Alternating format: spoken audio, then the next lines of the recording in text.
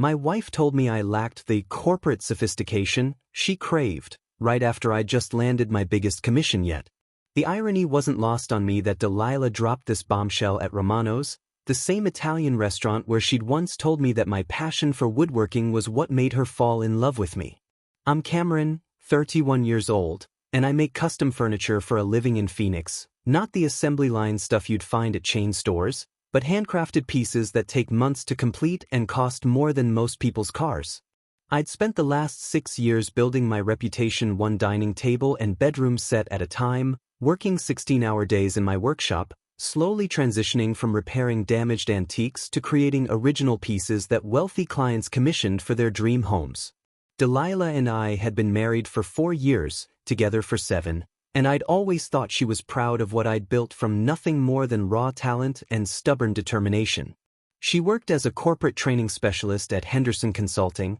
helping Fortune 500 companies improve their management development programs, pulling in a solid salary while I'd struggled through the early years when my business barely broke even. That Tuesday evening in March, I'd planned our celebration dinner because I'd just secured the contract that would change everything, a complete dining room set for a tech executive's Scottsdale mansion, worth $35,000 and featuring the kind of intricate marquetry work that would establish me as one of Arizona's premier furniture artisans.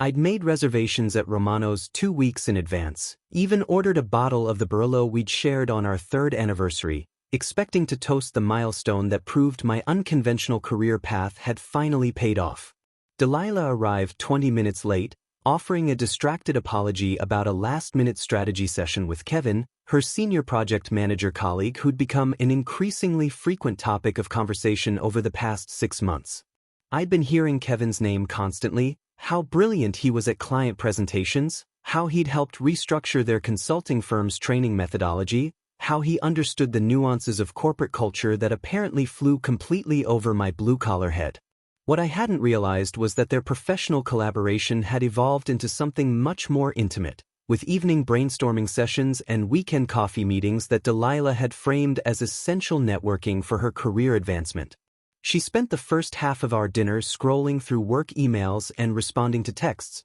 barely acknowledging my attempts to share the details of my commission while Kevin's insights dominated her conversation. When I finally asked her to put the phone away so we could actually celebrate together, she looked at me with this expression I'd never seen before, a mixture of pity and impatience that made me feel like I was interrupting something important. She told me that Kevin had been helping her think through her long-term professional goals and had made her realize she needed intellectual stimulation from someone who understood her ambitions, someone who operated at her level in the corporate consulting world where strategic thinking and client relationships mattered more than artistic craftsmanship.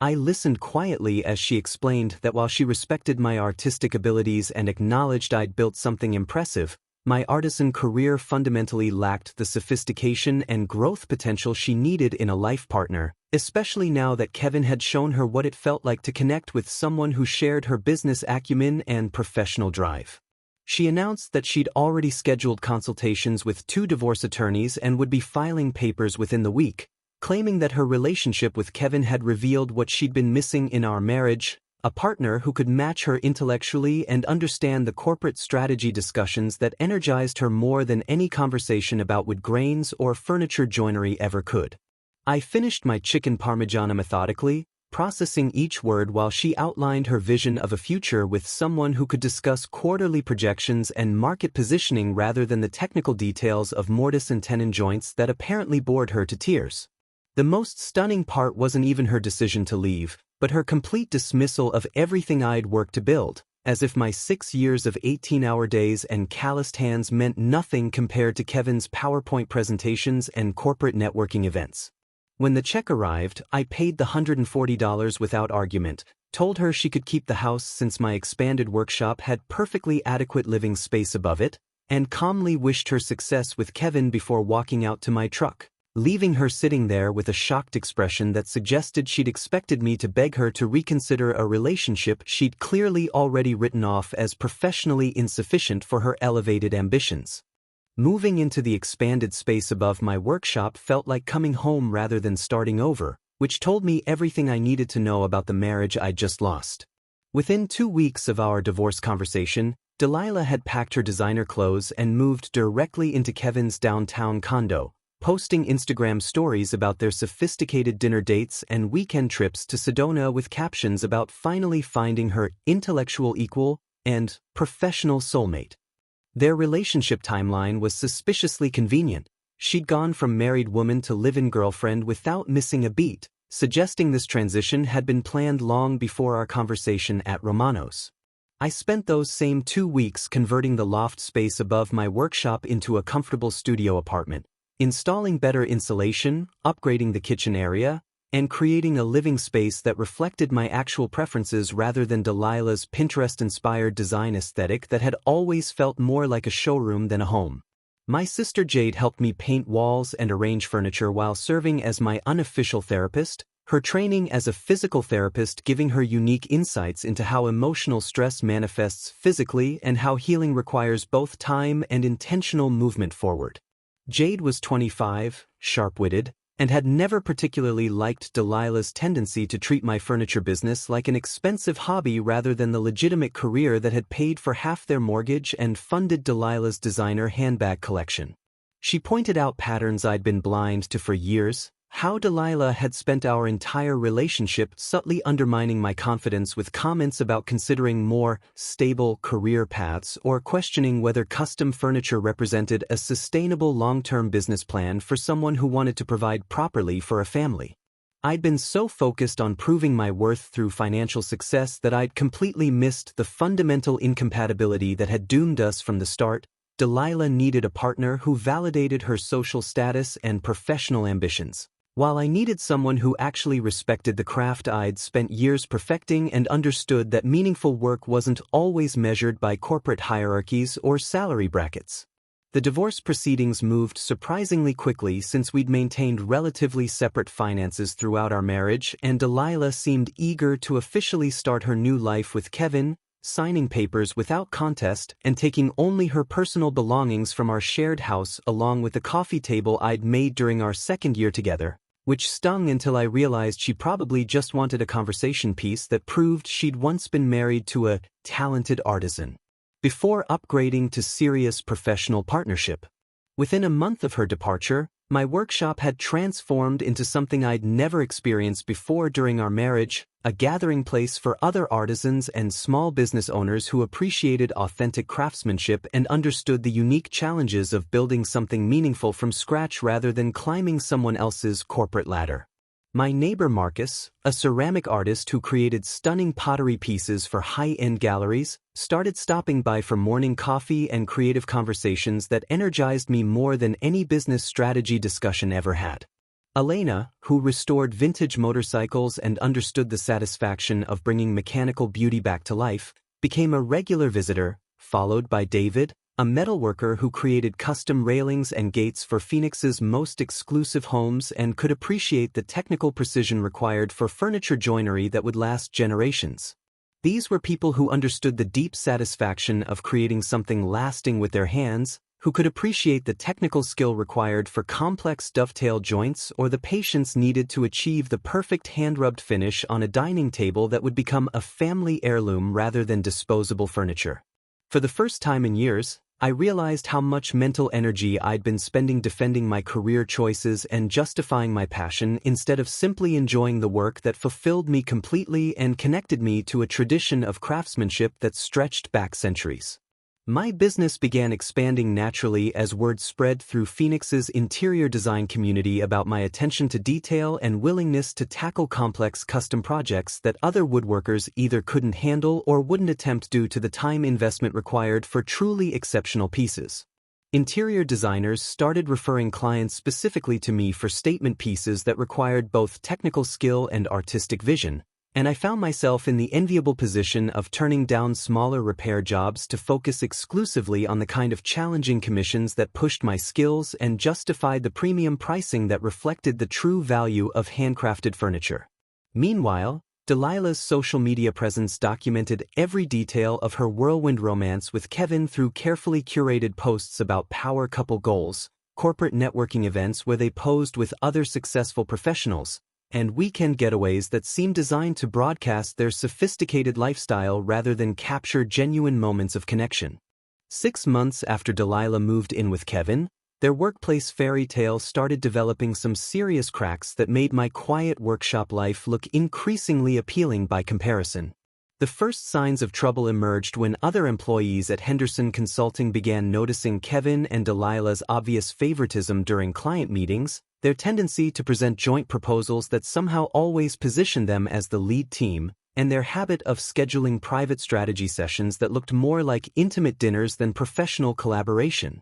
I heard about their workplace drama through mutual friends who still worked in Phoenix's corporate consulting scene, and apparently their relationship had become the kind of office gossip that HR departments have nightmares about. Delilah's performance as a training specialist began suffering noticeably as she became more focused on maintaining her relationship with Kevin than delivering the quality workshops that had originally built her reputation with corporate clients. Several companies complained that her recent training sessions felt distracted and superficial, lacking the depth and engagement that had made her valuable to Henderson Consulting in the first place. Meanwhile, my furniture business was experiencing the kind of growth I'd dreamed about for years but never achieved while constantly defending my career choices to someone who saw my work as professionally insufficient. A prominent interior designer named Patricia Henley discovered my pieces through Marcus's ceramic gallery connections and featured my custom dining set in a luxury home showcase that attracted Phoenix's wealthiest collectors and design enthusiasts.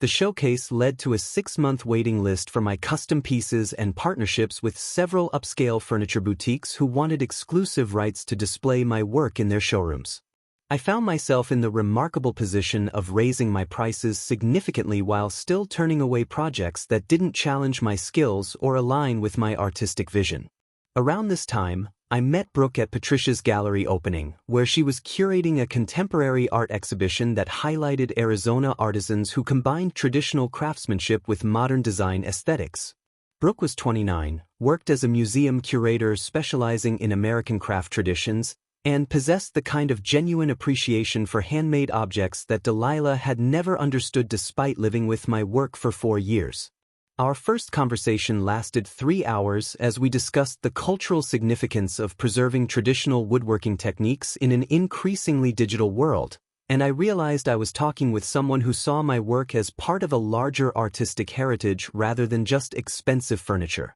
She understood that each piece I created represented hundreds of hours of careful planning, precise execution, and attention to details that mass-produced furniture could never replicate. Our relationship developed naturally through shared museum visits, craft fairs, and long conversations about the importance of supporting local artisans who maintained skills that connected contemporary culture to its historical roots. Brooke's emotional maturity and genuine interest in my work created a foundation for connection that felt completely different from the constant validation seeking that had characterized my marriage to Delilah. She never questioned whether my career was sophisticated enough or suggested I should consider more traditional business paths, instead encouraging me to pursue increasingly ambitious projects that pushed both my technical skills and artistic vision. The contrast between dating someone who appreciated craftsmanship and having been married to someone who saw it as a barrier to social advancement became more apparent with every conversation we shared. 18 months after Delilah's departure, Kevin and Delilah's workplace relationship imploded in spectacular fashion when Henderson Consulting's HR department discovered they'd been manipulating project assignments and billing practices for their mutual benefit. The investigation revealed that Kevin had been inflating billable hours for joint projects where they spent more time on personal conversations than actual client work, while systematically giving Delilah preferential treatment in high-value training contracts that came with substantial performance bonuses. What started as suspicious expense reports turned into a full audit that uncovered thousands of dollars in fraudulent billing practices and ethical violations that violated every professional standard Henderson Consulting claimed to uphold. The consulting firm fired Kevin immediately for gross misconduct and breach of fiduciary duty, while demoting Delilah to an entry-level position with a 60% salary cut and a formal reprimand that would follow her throughout her career in Phoenix's tightly connected corporate training industry. The scandal became widespread gossip in the professional circles where Delilah had once networked so confidently, transforming her from rising corporate star to cautionary tale about workplace relationships gone wrong. During the HR investigation, Delilah discovered that Kevin had been simultaneously pursuing relationships with two other female colleagues, including a junior consultant named Michelle who'd been under the impression that she was Kevin's primary romantic interest outside of his official relationship with Delilah. The confrontation between Delilah and Michelle in Henderson Consulting's break room became legendary office gossip, with witnesses describing screaming matches, accusations of manipulation, and revelations about Kevin's pattern of using his senior position to exploit younger female employees who saw him as a mentor and career advancement opportunity. Delilah's professional reputation, which she'd spent years carefully cultivating through networking events and strategic relationship building, crumbled as colleagues realized she'd compromised her integrity for a man who'd been playing multiple women against each other while stealing from their employer. Meanwhile, my furniture business had reached a level of success that exceeded even my most optimistic projections from the early struggling years when I'd worked 18-hour days just to afford basic materials. I'd just signed a contract to create custom pieces for the Phoenician Resort's renovation project, a commission worth over $200,000 that would establish me as one of Arizona's premier luxury furniture makers and open doors to similar high-end hospitality projects throughout the Southwest. Brooke and I had been dating for 8 months, and our relationship felt like the natural partnership I'd always imagined marriage could be but had never experienced with Delilah. She supported my ambitious projects while pursuing her own career goals, recently securing a position as lead curator for a major exhibition highlighting contemporary American craftspeople that would tour museums across the country. We celebrated each other's professional achievements without competition or resentment, understanding that individual success strengthened our partnership rather than threatening it.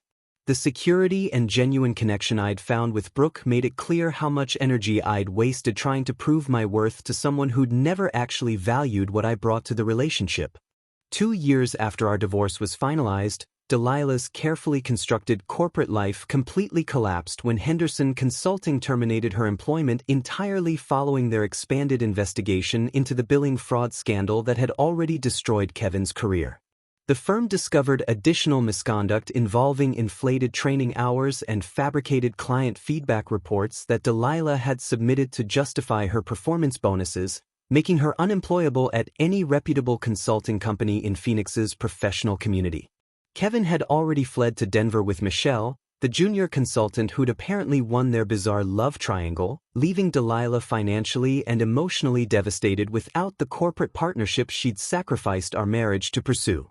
Her attempts to find equivalent work in corporate training failed spectacularly as word spread through industry networks about her ethical violations and unprofessional workplace behavior, forcing her to accept temporary administrative positions that paid less than half her previous salary. The woman who'd once dismissed my furniture business as lacking corporate sophistication was now working reception desks and data entry jobs while desperately trying to rebuild a professional reputation she'd destroyed for a relationship that had lasted less than 2 years. Through mutual friends, I learned that Delilah had begun reaching out to people from our shared social circle, claiming she'd made a terrible mistake and asking them to tell me she'd learned what really mattered in life and relationships. These intermediaries delivered messages about how she now understood that stability and genuine partnership were more valuable than corporate status and professional networking, but I'd moved completely beyond any interest in her belated realizations about priorities she should have appreciated years earlier.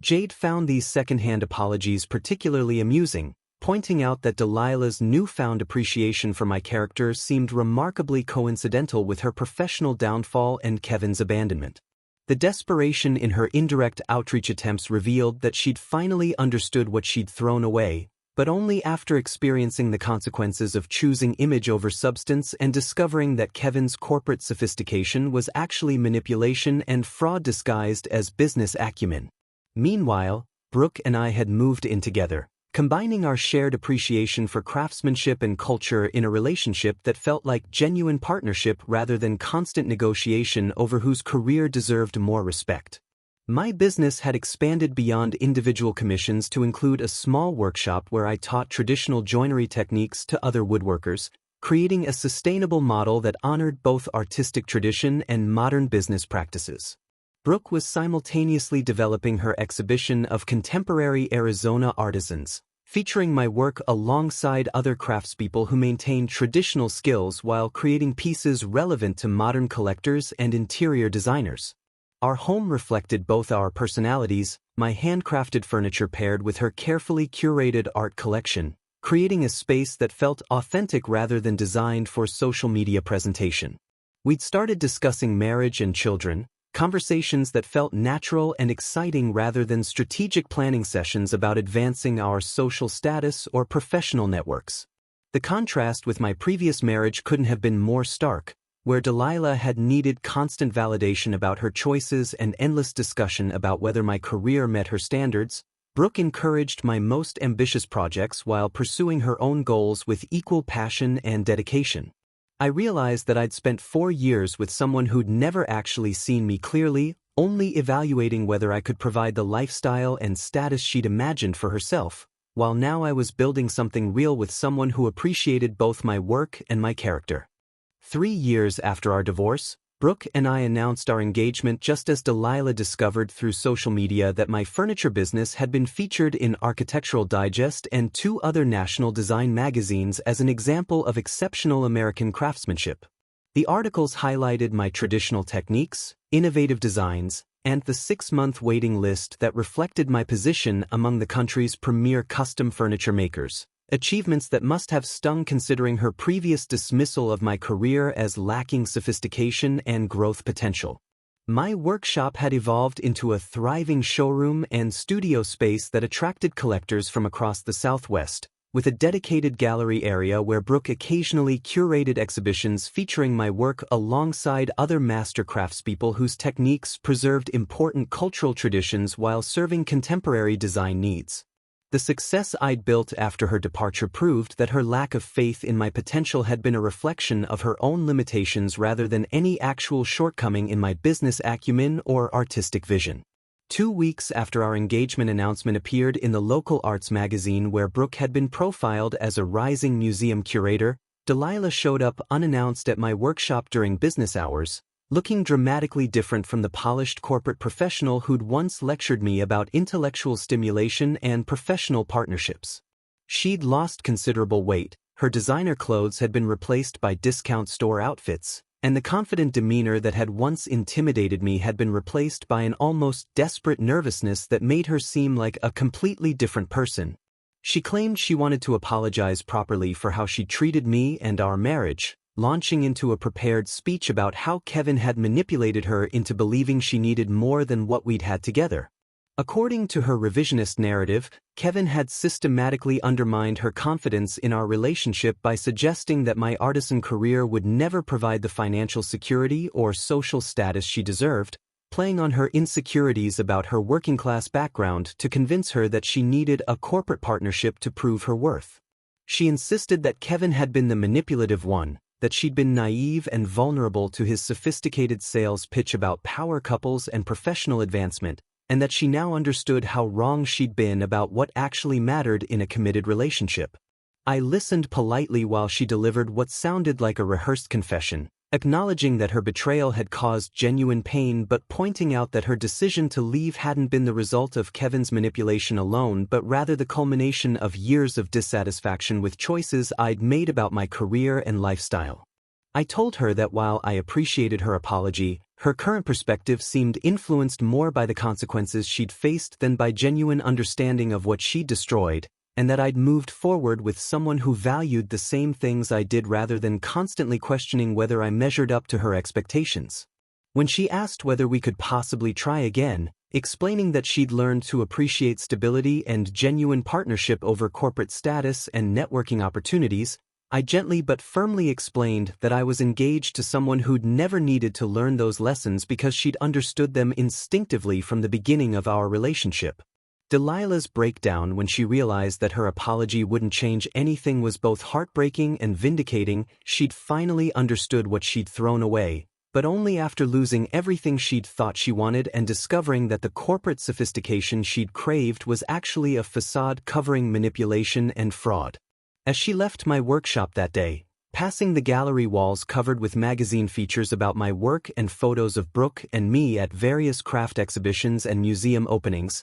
I could see her processing the reality that she'd traded a devoted husband and stable future for a workplace fantasy that had cost her everything she'd actually needed.